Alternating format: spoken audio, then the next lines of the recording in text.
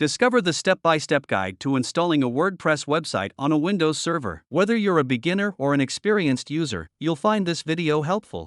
Step 1. Download WordPress. Go to the official website. Click this button to download. Step 2. Add domain and create website in SolidCP. By default, the SolidCP control panel does not come with your Windows server. Please contact our support to help you install it. Log in to SolidCP. Click Admin, then click on Hosting Space menu in the left navigation bar. Click Domains and add domain. Enter your domain name and host name. Next, click Databases and Create Database. Enter your database name and click Save. Click Create User, enter your username and password, then click Save. Then, copy or upload the WordPress installation files to the following path on your hosted server. Be sure to replace the yourdomainname.com part with the domain you just created in the SolidCP. Step 3. Change the website setting in SolidCP. Select the website created before. Enable write permissions, dedicated application pool, set the first default documents as index.php.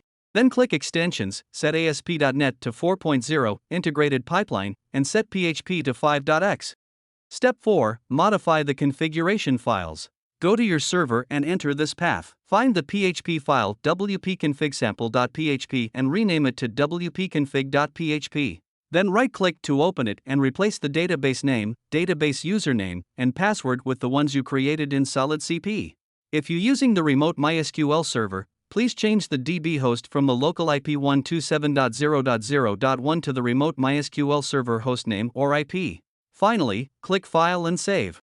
Step 5. Browse the website domain to install the WordPress. If the domain name is not resolving to your website host IP, you can update the host's file on a machine where you are about to browse the website domain.